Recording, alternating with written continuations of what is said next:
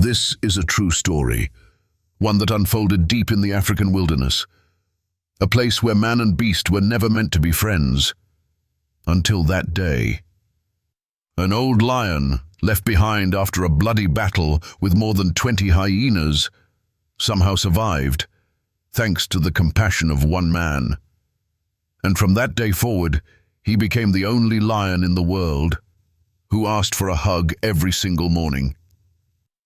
But what no one ever expected was that same lion would one day risk his life to save that man from 3 armed poachers. Why did he do it? What could make a wild beast understand gratitude? The story I'm about to tell you takes place in a semi-wild survival sanctuary, where trust, courage, and friendship break every boundary of species. A roar of pain shattered the stillness of the African night. James slammed the brakes on his patrol truck and dove into the underbrush, never imagining that he was about to face something that would change his life forever.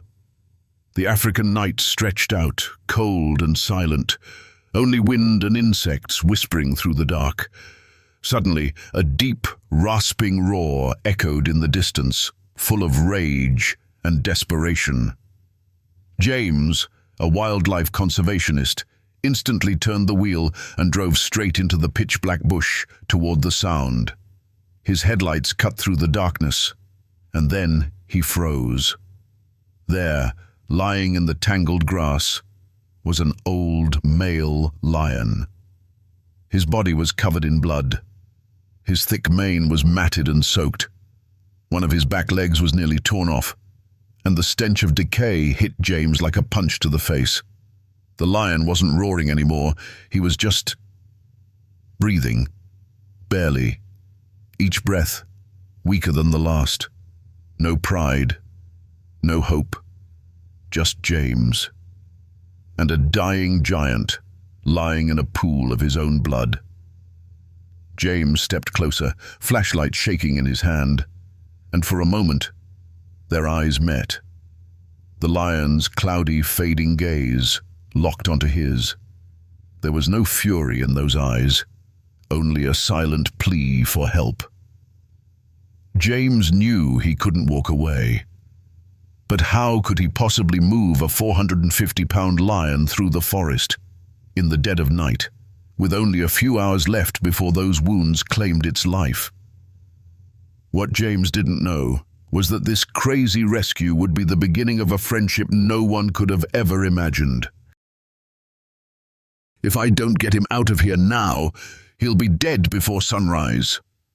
But transporting a wounded lion through the jungle in the middle of the night, that was something no one had ever done, except James. No phone signal, no backup. James was completely alone and had to make a decision, fast. He pulled a stretcher from the jeep, wrapped ropes around the lion's massive body. The animal let out a low, painful groan as the cords pressed into its bleeding wounds. But James didn't stop. With every ounce of strength he had, he lifted, strapped, and began the craziest journey of his life. A 30-kilometer trek down a rough, twisting dirt path toward the rescue station. The jeep crawled forward, bumping and jarring with every rock and rut. James didn't dare speed up. One hard jolt, and the lion wouldn't make it. He kept driving, whispering softly over his shoulder, "Don't die on me. You're a brave guy, you hear me?" By the time they reached the station at dawn, James was completely exhausted. But the battle to save the lion's life had only just begun. And somewhere in those early morning hours, a strange, silent bond between man and beast was already taking root. "Just put him down. Don't waste your time," one of the medics muttered, but James looked into those cloudy, faded eyes and saw what no one else could. He still wanted to live. The lion was barely breathing when they wheeled him into the emergency shelter. The vet shook his head. The hind leg was severely infected. Amputation was likely. No one believed he'd make it through the night. But James refused to give up. He gave the lion a name, Kuma, which meant warrior. That night, James stayed right by his side, feeding him tiny bites of meat, gently offering cool spoonfuls of water. Kuma didn't eat, but he didn't bite either. He just stared at James with tired, silent eyes full of doubt and pain. On the third day, James brought the meat close to Kuma's mouth again, and this time, the lion opened his jaws, took a small bite, and swallowed. Everyone in the clinic froze. It wasn't just his first meal in days of near death. It was the first time a wild lion had placed his trust in a human being. As James gently stroked the scar above Kuma's left eye, he felt something deep inside. A powerful instinct. Behind those eyes was a past full of violence and secrets no one had ever known. No. Kuma never roared. He just stared at James, silently, with that scarred, cloudy eye, as if he were holding an entire life once lived proudly in the wild. As he slowly recovered, Kuma remained silent, withdrawn, his gaze hard to read. Then one day, James noticed something strange, a long, thick scar running from Kuma's left eye down to his ear. It was old, deep, weathered by time. James started digging, reviewing old camera footage, combing through lion tracking reports from the Eastern Range, and what he discovered left him stunned. Kuma had once been the leader of a massive pride. For over 10 years, he ruled the region, famous for his heavy mane and brilliant hunting strategies. But during a brutal buffalo hunt, Kuma lost an eye, protecting the cubs. And when age and injuries caught up to him, he didn't wait to be overthrown. He simply walked away. Not because he was abandoned, but because he chose to leave, to protect his pride until the very end. James gently placed a hand on Kuma's forehead and whispered, "You were a king once, weren't you?" Kuma lowered his massive head into James's hand. A strange gesture, almost like a hug. And from that morning on, that hug became something beautiful and unexpected that happened every single day. That morning, James stepped into the recovery enclosure and froze. Kuma, the lion who once lay dying, was standing. Balancing on 3 legs, he limped forward and rested his massive head gently against James's shoulder. There was no more doubt in his eyes, no more hesitation. Kuma leaned in, slowly, as if to say, "I remember what you did for me." From that day on, every single morning was the same. James would walk in. Kuma would be waiting. No growls, no wild instincts. Just a silent hug. A sacred ritual shared by 2 souls who had faced death together. Even with only 3 legs, Kuma stood strong. He ate. He drank. His mane began to grow back. James built him a special open-air corner in the enclosure. A space where Kuma could sunbathe, listen to the birds, smell the forest. No bars, no chains, just freedom. And slowly, the entire rescue team began to change the way they saw him. Kuma was no longer the wounded lion. He was James's companion, a living symbol of the power of trust, a man who had once been alone, and a creature the world had cast aside. Now, they had found each other, and nothing could break that bond. But that bond was about to be tested in the most brutal way imaginable. Because poachers don't care about trust, they don't care about friendship, they care about blood, about profit, about a lion skull that can sell for tens of thousands on the black market. James had only planned to check the trap cameras, but that day in the forest, it wasn't wild animals stalking him. It was midday when James headed out alone to the northern woods.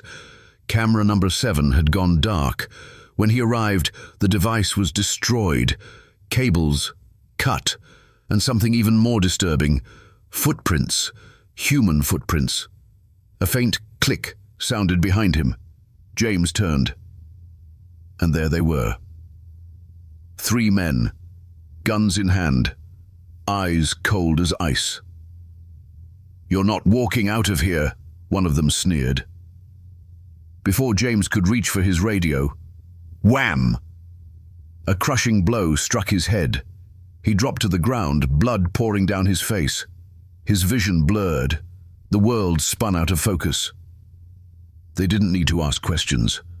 They were here for one thing: the lion.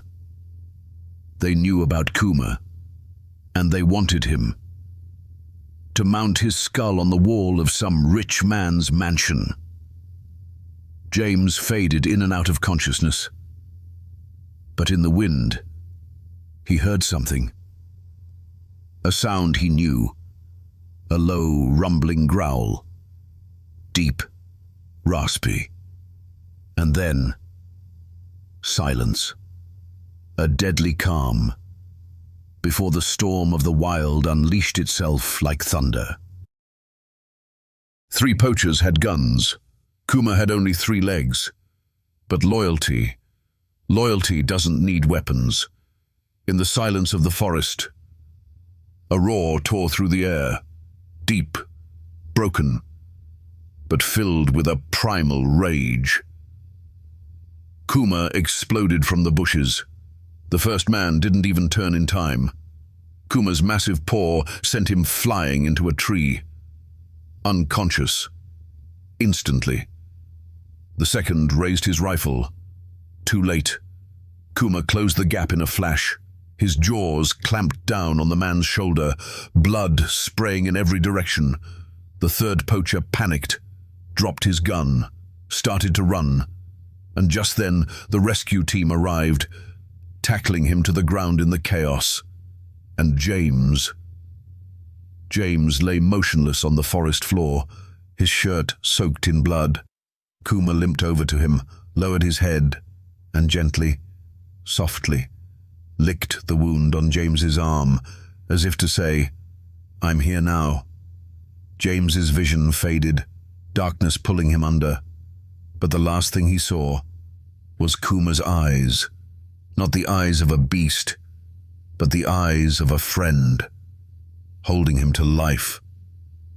And when James finally opened his eyes again, what he saw first would be something he would never forget. James woke up to the dim light of the rescue station. A sharp pain pulsed through his chest, but what brought tears to his eyes was the sight beside his bed. Kuma was there, head resting on the edge of the bed, fast asleep. His fur was dirty, his shoulder still streaked with dried blood, but his breathing was calm, his expression soft, like an old dog guarding his best friend. "He hasn't left your side in 2 days, a doctor whispered.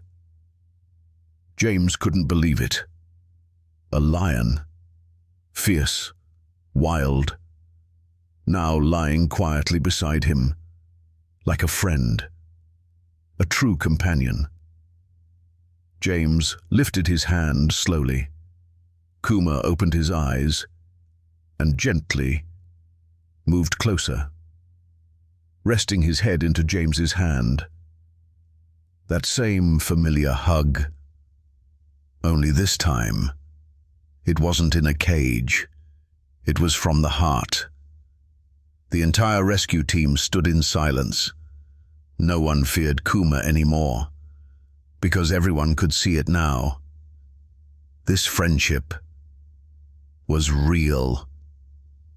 2 weeks later, James could walk again. But from that day forward, he would never walk alone, because now the lion who once would have died for him was ready to walk beside him into a journey far greater than either had ever imagined. Kuma never went back to the wild, and he was never caged either. He lived on as a symbol, free among people, loved like a brother. James made a full recovery, and Kuma stayed at the station, not as a wounded lion, but as a friend, a hero. Every morning they walked side by side, Kuma still limping, but proud. And James would smile every time locals, tourists, or new staff saw them. That look in their eyes, a mix of fear and awe. They had walked through death together, and now, side by side, they were inspiring the world. An international news channel came to film their story. Thousands of people wrote in, left messages. Thank you for showing us that even lions can love. But just as James prepared to take Kuma to a major conservation event in a new land, he had no idea. A challenge far greater was waiting ahead, because the wilderness never truly rests, and friendship, no matter how deep, will always be tested in ways no one can ever predict. Oh. Dear friends, thank you so much for taking the time to follow this story. If it touched your heart, don't forget to like and subscribe to support us. We've got many more powerful stories to share, and we'd love to have you with us on this journey.